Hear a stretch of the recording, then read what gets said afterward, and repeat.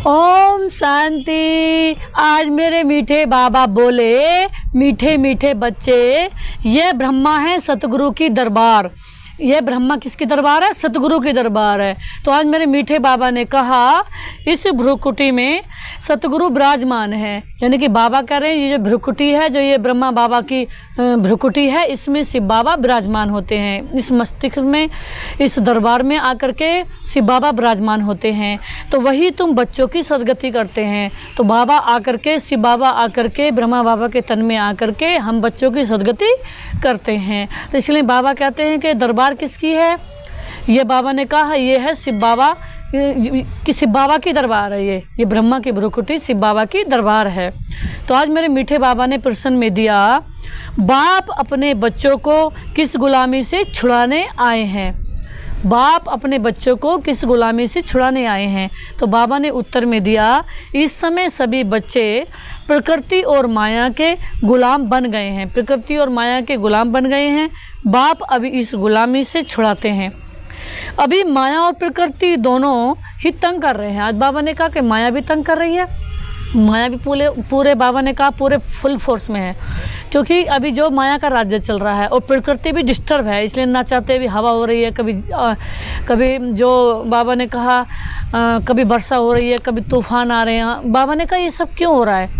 इसलिए हो रहा है कि प्रकृति डिस्टर्ब है। अभी प्रकृति जो अपवित्र हो गई है, तो उसको शुद्ध जब तक वो फुल नहीं बनेगी, अपने ओरिजिनल स्वरूप में नहीं आएगी, जब तक ये हमें डिस्टर्ब करती रहेगी। तो कभी तूफान आएंगे, कभी बाबा ने कहा फैमन आएंगे। बाबा ने कहा फिर ऐसे तुम मालिक बन जाते हो, फिर जो सारी प्रकृति है तुम्हारी गुलाम हो जाती है। बाबा ने कहा यहाँ प्रकृति हमारे ऑर्डर में नहीं चल रही है। क्यों? क्योंकि जो भी हमारे कर्म थे उससे वो डिस्टर्ब है। जो भी हो गए थे, जो भी संसार में जो कर्म कर रहे हैं उनसे सबसे डिस्टर्ब है। लेकिन सतयुग में ये प्रकृति हमारी दासी होगी। बाबा ने कहा वहाँ हमारे ये ऑर्डर अनुसार चलेगी। अभी ऑर्डर अनुसार नहीं चल रही है।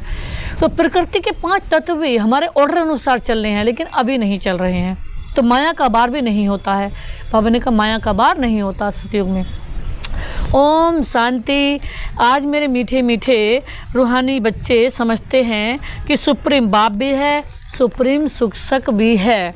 तो बाबा कहते हैं वह विश्व के आदि मध्य अंत का राज समझाते हैं। फिर सुप्रीम गुरु भी हैं। तो ये हो गई सतगुरु की दरबार होती है ना।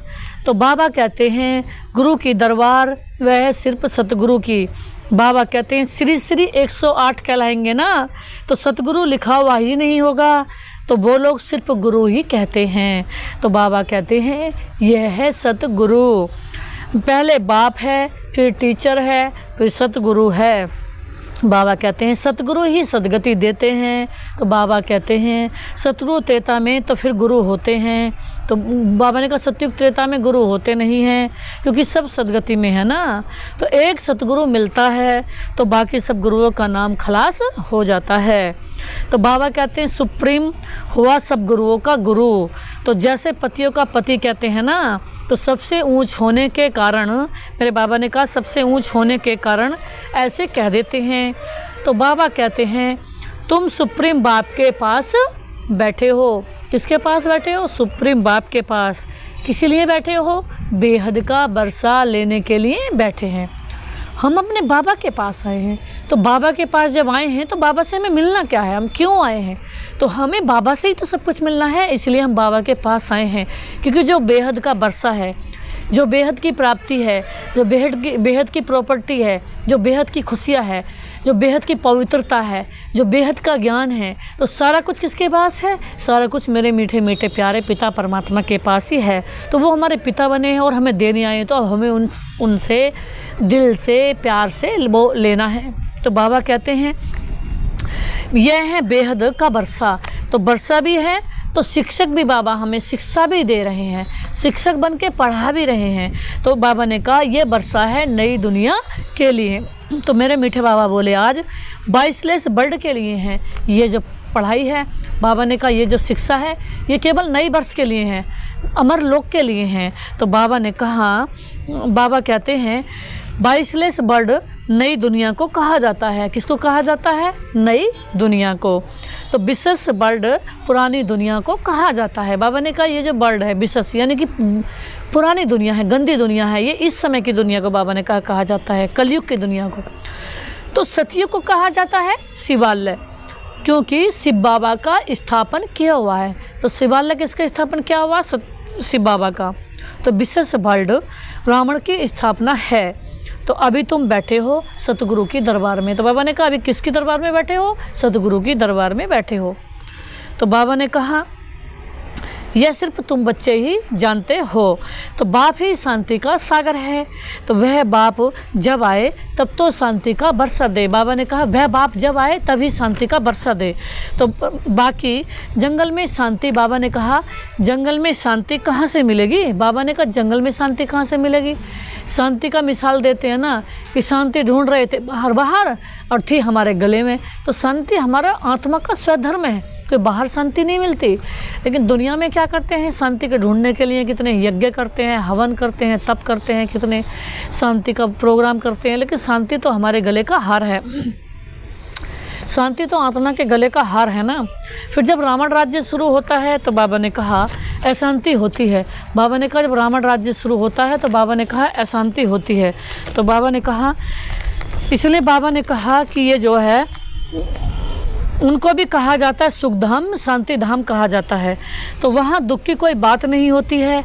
महिमा भी सदैव सतगुरु की करते हैं ना, तो गुरु की महिमा कभी सुनी नहीं होगी। तो बाबा ने कहा ज्ञान का सागर वह एक ही बाप है। तो कैसे ऐसे कभी गुरु की महिमा सुनी नहीं है ना। तो वह लोग जो गुरु जगत के पति, बाबा ने कहा वह जो लोग हैं जगत के पतित पावन हो नहीं सकते हैं।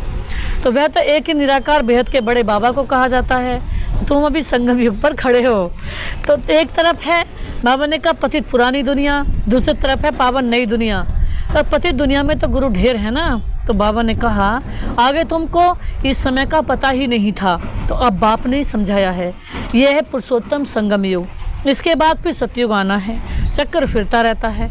बाबा ने कहा यह बुद्धि में याद रहना चाहिए ना, हम सब भाई भाई हैं।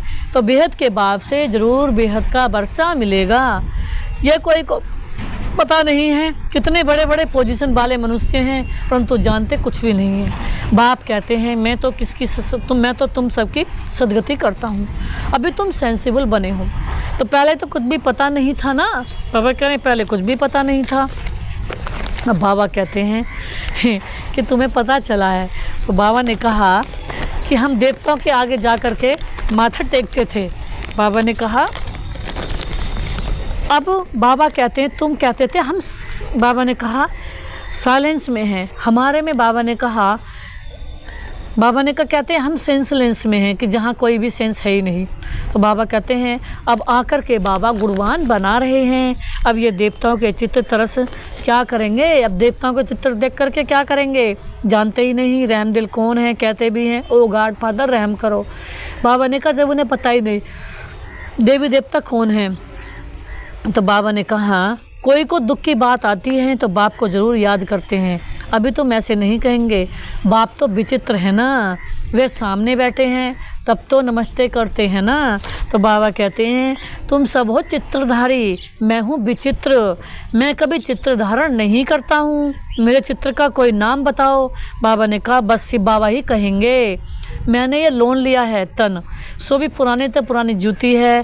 तो बाबा ने कहा उसमें मैं आकर प्रवेश करता हूँ। इस शरीर की महिमा कहाँ करते हैं? ये तो पुराना शरीर है ना, ये अडॉप्ट किया है तो महिमा करते हैं क्या? नहीं, ये तो समझाते हैं ऐसा था, अब फिर मेरे द्वारा गोरा बन बाबा ने कहा जाएगा। अब बाप कहते हैं मैं जो सुनाता हूँ उस पर जज करो। तो अगर मैं राइट हूँ तो राइट को याद करो, उनको ही सुनो। बाबा ने कहा उनको ही सुनो। बाबा ने कहा अनराइटियस सुनो ही नहीं। बाबा ने कहा कोई भी किसी की गलत बात सुनो ही नहीं, उनको ईविल कहा जाता है। बाबा कहते हैं टॉक नो ईविल सी नो ईविल, ना ही बुरा बोलो ना ही बुरा देखो। इन आंखों से जो कुछ देखते हो इनको सबको भूल जाओ। अभी तो जाना है अपने घर, फिर वापिस अपने सुखधाम में आएंगे। तो बाकी ये तो जैसे कि मरे पड़े हैं। बाबा ने कहा इस दुनिया में टेम्परेरी है ना, नए पुराने शरीर होंगे, नई दुनिया होगी। अब हम पुरुषार्थ कर रहे हैं नई दुनिया में जाने के लिए। तो बाबा ने कहा फिर वर्ल्ड की हिस्टोग्राफी होती है ना, तुम अपना राज्य भाग्य ले रहे हो। जानते हो कल्प कल्प बाप आते हैं फिर राज्य भाग्य देते हैं ना। तुम भी कहते हो बाबा कल्प पहले भी मिले थे, बरसा लिया था, नर से नारायण बने थे ना, बाकी सब एक जैसा मर्तबा तो पा नहीं सकते, नंबरवार तो होते हैं ना। यह है स्पिरिचुअल यूनिवर्सिटी, स्पिरिचुअल फादर पढ़ाने वाले हैं, वह हैं पिता परमात्मा शिव बाबा।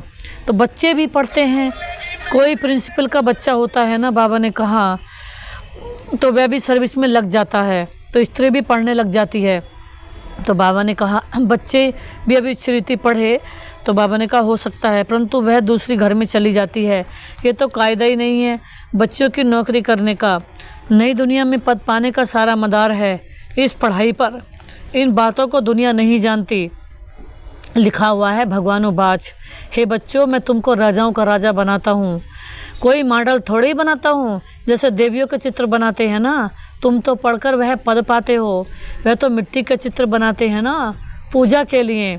तो बाबा ने कहा पूजा के लिए बनाते हैं, यहाँ तो आत्मा पड़ती है ना, फिर तुम संस्कार ले जाएंगे, जाकर नई दुनिया में शरीर लेंगे। बाबा ने कहा दुनिया ख़त्म नहीं होगी। बाबा ने कहा दुनिया ख़त्म नहीं होती, सिर्फ एज बदलती है, golden age, silver age, copper age, iron age. बाबा ने कहा दुनिया बनती रहती है, लेकिन हाँ चेंज होती रहती है, ख़त्म होती रहती है और नई दुनिया बनती रहती है।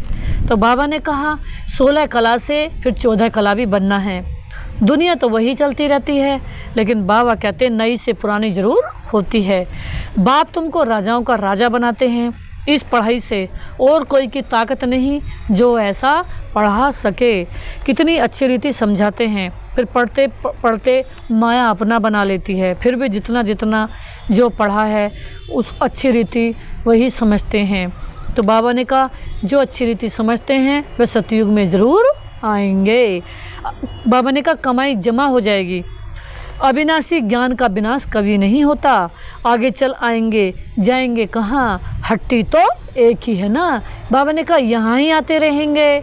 बाबा ने कहा शमशान में जब मनुष्य जाते हैं तो फिर बड़ा वैराग्य आता है। बाबा ने कहा संसार में जाते हैं तो बड़ा वैराग्य आता है, बस ये शरीर छोड़ने का है। फिर हम पाप क्यों करें, पाप करते करते ऐसे मर जाएंगे। तो ऐसे ख्यालात आते हैं ना, उनको कहा जाता है शमशानी वैराग्य।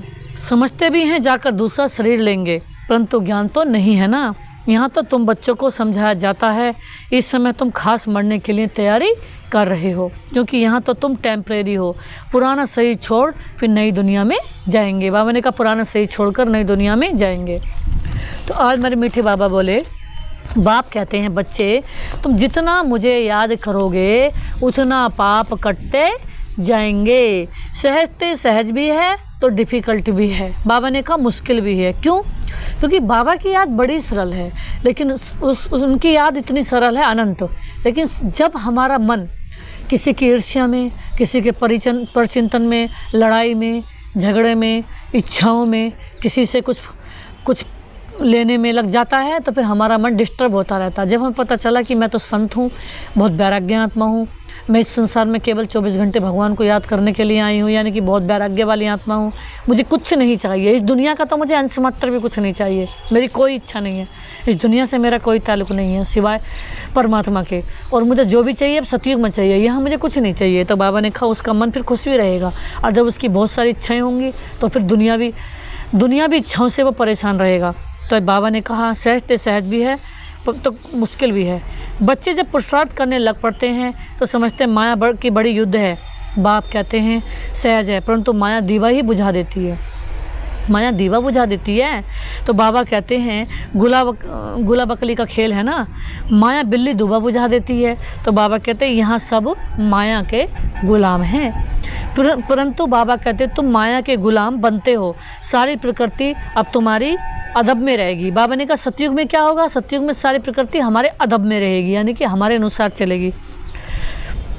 कोई तूफान भी नहीं होगा वहाँ, कोई ऐसी जैसे कि यहाँ ज़्यादा आंधी भी चल रही है, ज़्यादा कुछ परेशानी भी हो रही है, तूफान आ रहे हैं, वर्षा हो रही है, कभी बिल्कुल नहीं हो रही है। यहाँ जो उल्टी प्रकृति हो गई है, तो बाबा ने कहा वह ऐसा नहीं होगी, वो हमारे अनुसार होगी। क्यों? वह हम भी 100% प्योर होंगे, तो प्रकृति भी यानी कि खुश होगी। तो यहाँ इम्प्योरिटी से, अपवित्रता से, अशुद्धता से प्रकृति सारी डिस्टर्ब है, इसलिए मन माही वो मन चाही कर रही है। तो बाबा ने कहा वहाँ कभी भी बार नहीं होगा माया का।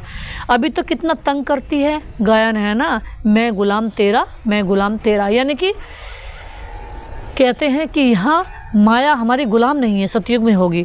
तो वह फिर कहते हैं तो गुलाम मेरा। बाप कहते हैं अब मैं तुमको गुलाम पने से छुड़ाने आया हूँ, तुम मालिक बन जाएंगे, वह गुलाम बन जाएगी माया, जरा भी चूचा नहीं होगी। बाबा कह रहे जरा भी वो चूचा नहीं करेगी, ऐसा कहते हैं ना कि थोड़ी सी भी आनाकानी नहीं करेगी। यह भी ड्रामा में नूंद है। तुम कहते हो बाबा माया बड़ा तंग करती है, तो बाबा कहते क्यों नहीं करेगी, इसको ही कहा जाता है युद्ध का मैदान। ये कौन सा मैदान है? युद्ध का मैदान। माया को गुलाम बनाने के लिए तुम कोशिश करते हो तो माया को भी पछाड़ती हो। तो कितना तंग करते हैं, कितनों को भी हराती है, कईयों को एकदम खा जाती है, हप कर लेती है, भले स्वर्ग का मालिक बनते हैं परंतु माया तो खाती रहती है ना, उनको उनके जैसे कि पेट में पड़े हैं तो सिर्फ पुछड़ी निकलती रहती है। बाबा ने कहा सारी माया हप कर लेती है, जैसे कि पूंछ किसी की दिख रही है और सारा पेट में अंदर कर लिया हो। तो बाबा ने कहा माया ने ऐसे ही संसार में जो है इस संसार की आत्माओं को, इस संसार के मनुष्य को ऐसे हप कर लिया है जैसे सारा ही कर गई, बस पूंछ दिख रही है, यानी कि थोड़ा सा दिख रहा है। तो बाबा ने कहा कि क्या, बाबा ने बताया कि भले स्वर्ग का मालिक बनते हैं परंतु माया तो खाती रहती है, उनके जैसे कि पेट में पड़े हैं। बाबा ने कहा जिसको दलदल भी कहते हैं, कितने बच्चे दलदल में पड़े हैं, जरा भी याद ही नहीं कर सकते हैं, जैसे कछुए का, भ्रमरी का मिसाल भी है ना, ऐसे तुम भी कीड़ों को भू भू कर आप समान बनाती हो, एकदम स्वर्ग का परी ज़्यादा बना देती हो।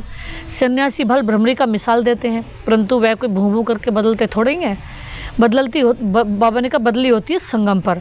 अभी यह है संगम युग। बाबा ने कहा अभी क्या है, यह संगम युग है। तुम शूद्र से ब्राह्मण बने हो तो जो भिखारी मनुष्य हैं, बाबा ने कहा उनको तो तुम ले आते हो। कीड़ों, बाबा ने कहा कीड़े में भी कोई भ्रमरी बन जाते हैं, कोई सड़ जाते हैं तो कोई फिर अधूरे रह जाते हैं। बाबा ने कहा कीड़ों में भी कोई सड़ जाते हैं, कोई अधूरे रह जाते हैं। बाबा ने ये बहुत देखे हैं। यहाँ भी कोई अच्छी रीति पढ़ते हैं, ज्ञान के पंख जम जाते हैं, कोई को आधे में ही माया पकड़ लेती है तो कोई कच्चे भी रह जाते हैं। तो ये मिसाल अभी के हैं, बंडर है ना, भ्रमरी कीड़े को ले आती है, आकर आप समान बनाती है। ये एक ही है जो आप समान बनाते हैं। दूसरा सर्प का मिसाल भी देते हैं। सतयुग में बस एक खाल छोड़ दूसरी ही लेते हैं ना, झट साक्षात्कार होता है। अब बाबा कहते हैं शरीर छोड़ने वाले हैं, आत्मा निकलकर दूसरे गर्भ महल में चली जाती है। ये एक भी मिसाल है ना, गर्भ महल में बैठे थे ना, उनको बाहर निकलने दिल नहीं होती थी, किससे निकलें, फिर भी बाहर आना तो ज़रूर है ना। अभी तुम बच्चे हो संगम युग पर, ज्ञान से ऐसे पुरुषोत्तम बनते हो। भक्ति तो जन्म जन्मांतर की है, तो जिन्होंने जास्ती भक्ति की है वही आकर नंबरवार पुरुषार्थ अनुसार पद पाएंगे। अभी तुम्हारी बुद्धि में सारा ज्ञान है, बाकी शास्त्रों का ज्ञान कोई ज्ञान नहीं है, वह तो भक्ति है, उनसे कोई सदगति नहीं होती है। सदगति माना वापस घर जाना है, घर में कोई जाता नहीं। बाप खुद कहते हैं मेरे साथ कोई मिलता नहीं है, पढ़ाने वाला साथ ले जाने वाला भी चाहिए ना। बाप को कितना ख्याल रहता है, 5-4 वर्ष में बाप एक ही बार आकर पढ़ाते हैं, तुम घड़ी घड़ी भूल जाते हो कि हम आत्मा हैं। ये एकदम पक्का कर लो। बाबा कहते हैं हम आत्माओं को बाप पढ़ाने आते हैं, इसको कहा जाता है स्पिरिचुअल नॉलेज। सुप्रीम रूह हम रूहों को नॉलेज देते हैं।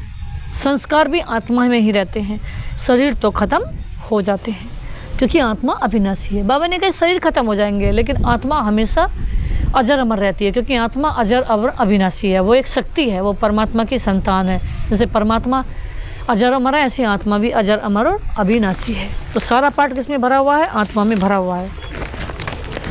आज मेरे मीठे बाबा फिर आगे बोले, तो यह ब्रह्मा की भ्रुकुटी है, सतगुरु की दरबार है। ब्रह्मा की भ्रुकुटी सतगुरु की दरबार है, ये इस आत्मा का भी दरबार है ना।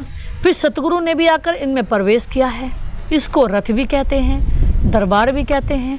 तुम बच्चे स्वर्ग के गेट खोल रहे हो श्रीमत पर। जितना अच्छी रीति पढ़ेंगे उतना सतयुग में ऊंच पद पाएंगे।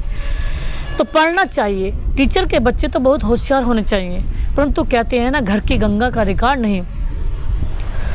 बाबा ने कहा बाबा का देखा हुआ है ना, सारे शहर का कचरा गंगा में पड़ता है, फिर उनको पतित पावनी कहते हैं। बाबा ने कहा गंगा भी इतनी पवित्र हो गई है, अशुद्ध कर दी है दुनिया वालों ने कि गंगा में जा कर के कितने गंद डालते हैं, कचरा डालते हैं, सारे शहर का, फैक्ट्रियों का गंद और सारे शहर का कचरा भी गंगा में डालते हैं। तो आज मेरे मीठे बाबा ने बताया कि गंगा भी मनुष्य ने कैसी कर दी है, बिल्कुल गंदी कर दी है। अब फिर भी उसे क्या मान रहे हैं, एक तरफ गंदी भी कर रहे हैं कि पतित पावनी है, शुद्ध बनाती है। लेकिन शुद्ध तो केवल मेरे शिव बाबा ही बनाते हैं, क्योंकि वही शुद्धि के सागर हैं, वही पावन बनाने वाले हैं। लेकिन हाँ, गंगा में भी सत है, यानी कि वो भी, उसका जल भी कहते हैं बहुत शुद्ध माना जाता है।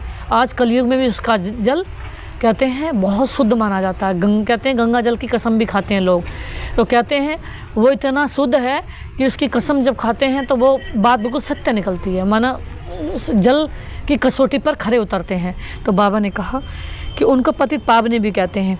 मनुष्य की बुद्धि देखो कैसी हो गई है, देवियों को सजाकर पूजा आदि कर भी डुबो देते हैं, कई तो उस पर पाँव रखकर भी डुबोते हैं।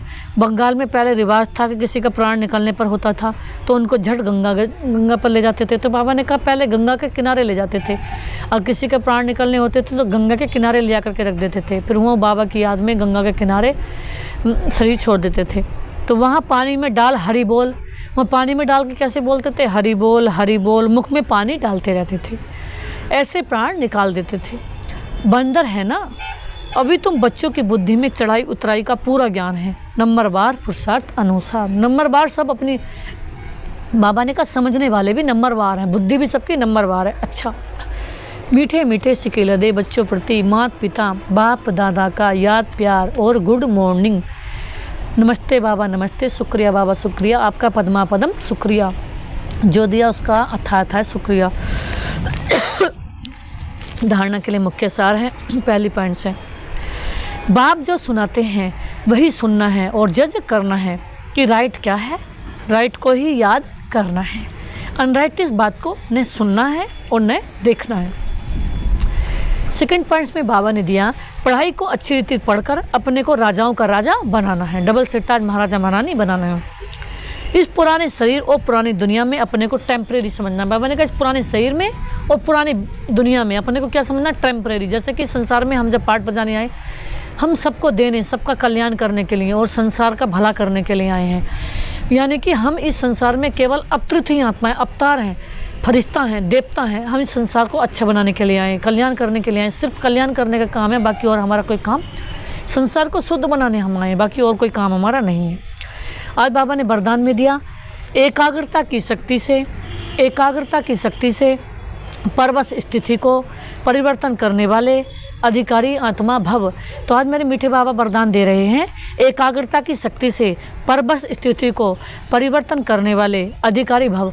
बाबा ने कहा जिसका मन एकाग्र है, बुद्धि एकाग्र, तो किसी परवश आत्मा को भी वो, बाबा ने कहा क्या कर देगी, एकाग्र कर देगी। को पता चल गया यहाँ पर परवश है। इस अगर हमें किसी आत्मा का पता चला कि अच्छा सोचने वाली नहीं है, परवश है, किसी के लिए बुरा सोचती है, किसी को देख के ईर्ष्या है, जलन है, तो बाबा ने कहा उस आत्मा को परवश समझ करके छोड़ दो।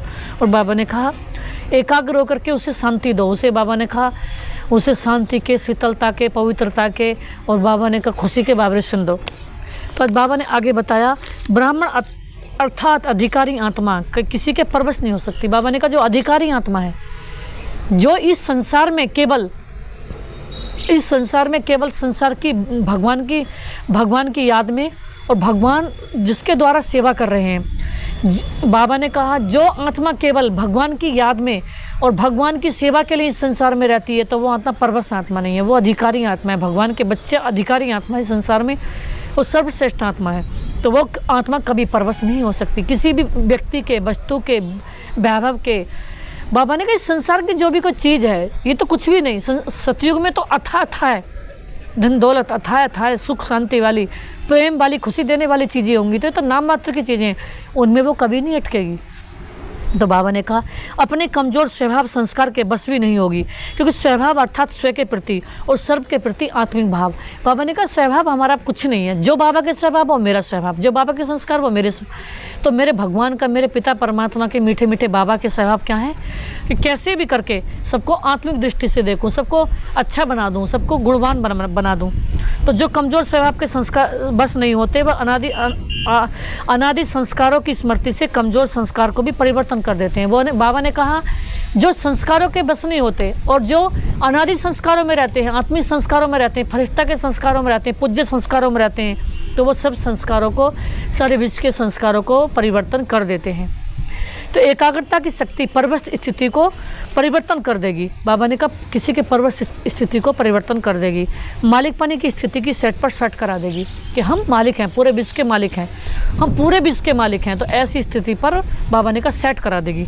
तो आज बाबा ने स्लोगन में दिया, क्रोध ज्ञानी तो आत्मा के लिए महाशत्रु है। बाबा ने कहा जो आत्मा क्रोध कर रही है, बिना मतलब के क्रोध कर रही है, इस संसार में जाने वाली आत्मा भी अगर क्रोध कर रही है तो बाबा ने कहा अभी अटकी हुई है। तो बाबा कहते हैं इसलिए क्रोध ज्ञानी तो आत्मा के लिए महाशत्रु है। तो बाबा ने कहा इसलिए हमें कभी क्रोध नहीं करना, हमें दूसरों को भी नहीं देखना, लेकिन हम यहाँ केवल शांति का पाठ पढ़ाने आए संसार को। तो हमें शांति लेनी है और शांति देनी है। ओम शांति, ओम शांति।